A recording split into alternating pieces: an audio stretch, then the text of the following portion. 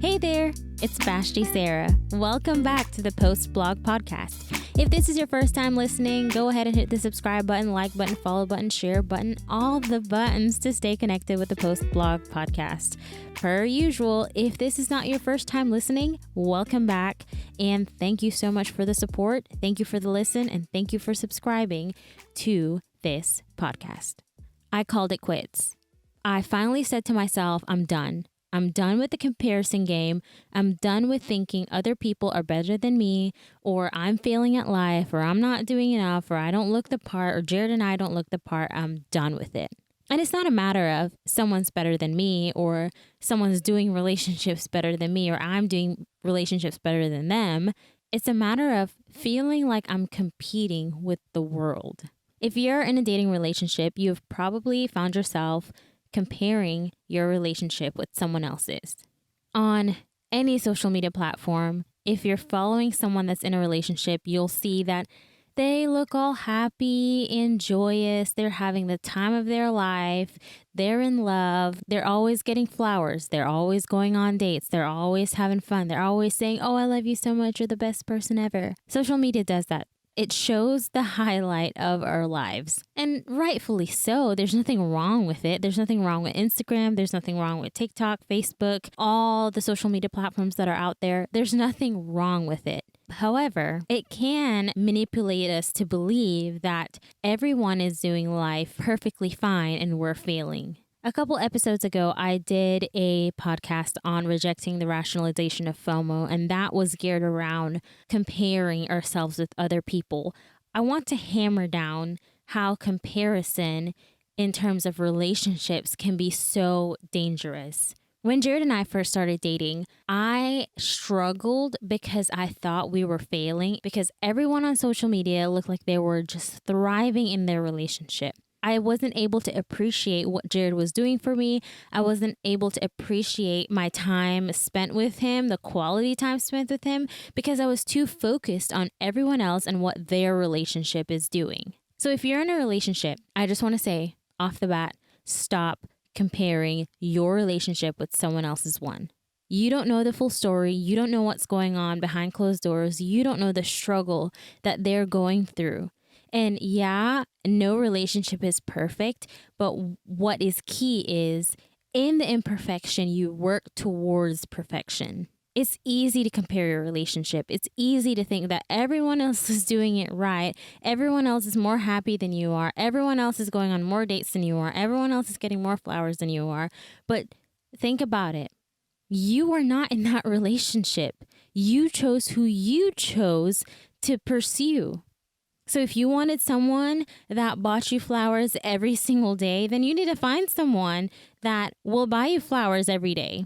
Or you can just vocalize your expectations. When we compare, we make the other person, we make the person that we're pursuing feel as if they're not good enough. And that's what I did to Jared. And granted, he goes above and beyond for me. So some of y'all might think, Vashti, you are so ungrateful. You are the most spoiled brat ever because you expect the best in the world. Rightfully so. My mom and dad said I deserve the best, and I did marry the best. However, I was really hard on Jared. I expected so much of him because I was comparing other people's relationship. And I was saying, oh, well, this one went on a date this week. We need to go on a date this week. And to him, he's like, Vashti, I took you out on 3 dates within the past couple days. What more can I do for you? So comparison is a death trap. Once you start comparing, once you start getting into that trap of nitpicking at your significant other, you're going to choke them with insecurities. You're going to choke them with making them feel as if they're not good enough and they're not meeting your standards. And I'm not saying to lower your standards. That's not it at all. You need to set your standards high. You need to know that you are of quality, and whoever chooses to pursue you needs to be of quality too. And that takes work on your part. But you can't expect someone to know what you want. And I say that as someone that's currently working on vocalizing my expectations. Jared always tells me, Vashti, I can't read your mind. Tell me what you want. Tell me what you're expecting. And if it's something that I can fulfill, I will fulfill it. If you followed along on my podcast, you know I've emphasized this over and over. Jared is not the type of person that will sugarcoat anything. He will tell me what he wants. He'll call it as it is. There's no guessing with him. But in vocalizing your expectations, in making your significant other aware of things that you would like them to do, you have to understand that they're not perfect. And the people that you're looking at on social media, comparing your relationship to, they are also not perfect. Perfect relationships don't exist. If you believe that, then you're living in a fantasy world. And you see that with celebrities. Celebrities' lives look picture perfect. They look like everything you could ever dream of. But then you see divorce. You see infidelity. You see all these different struggles come out. And it's sad and it's unfortunate because the platform that they have displays the dirty, displays the gross things that we don't want other people to see in our lives. So we know that there's no such thing as a cookie cutter relationship. We show the glorified moments. We show the highlight of our life. We don't show the bad and the ugly, but we need to understand the bad and the ugly does exist. So why do we compare? Why do we compare a relationship with someone else's relationship? Just as any type of comparison that exists in this world, whether it's relationship, whether it's career, whether it's monetary, whatever type of comparison there is, the root issue stems from insecurity. It stems from low self-esteem and low self-worth. And I had to come to that realization. I felt like I wasn't good enough. I felt like my relationship wasn't good enough because someone else had a glorified relationship, because someone else was on this platform of my relationship is great, my relationship is perfect, and that's great for them, but I don't know the struggle that they're going through. And I had to realize, Vashti, you are struggling with low self-esteem and low self-worth. Fix yourself. And of course, I couldn't fix myself. I had to go to Jesus for that. People who have low self-esteem, and by people, I mean when I was struggling with this, when we have low self-esteem, we can never see good in ourselves and in others. And that's why we compare. And when I say in others, I'm talking about family that's really close to you, or if it's your significant other, we can't see good in them. Nothing's ever good enough. They're not doing good enough. They're not giving enough. They're not loving enough. And then we look at ourselves and think, I'm not good enough.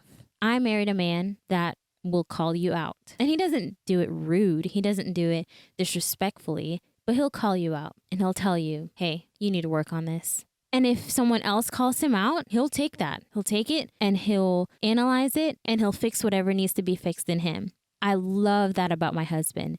And this is not the married version of Jared. This is Jared for the past 4 years that I've known him.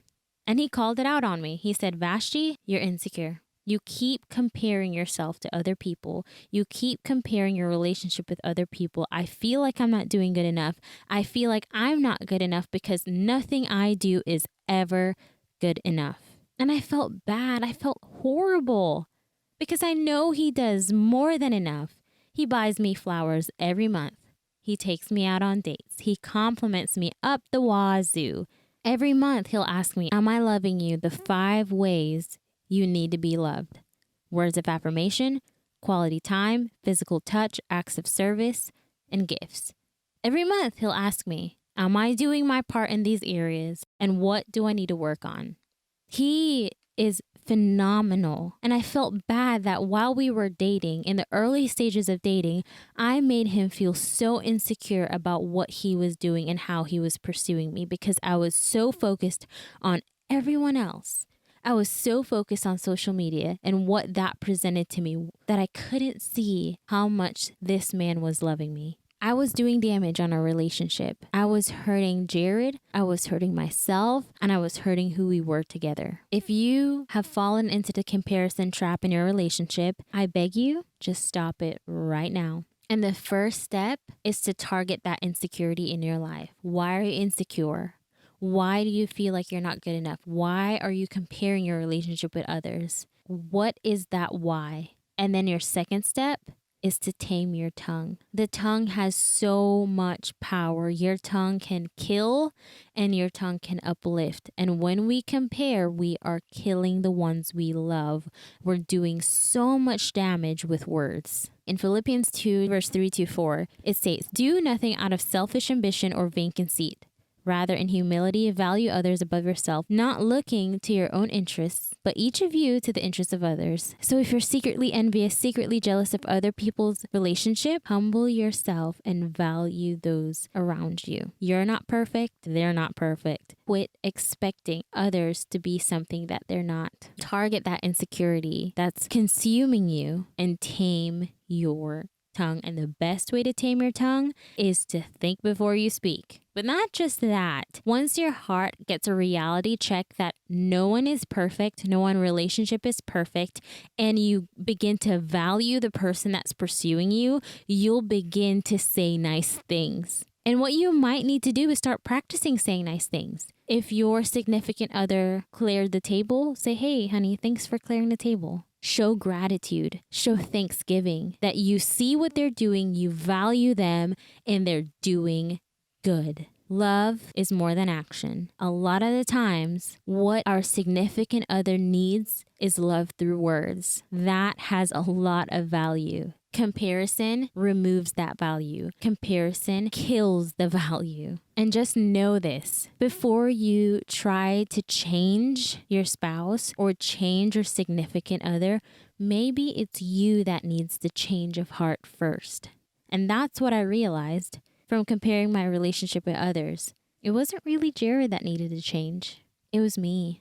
Before you go changing other people, look at yourself first. Look at your heart. What needs some TLC? All right, guys, that's it for today's podcast. Remember to subscribe, like, follow, share, hit all the buttons to stay connected with the Post Blog Podcast. Remember, same time, same place next week. I love y'all. But remember, God loves you most.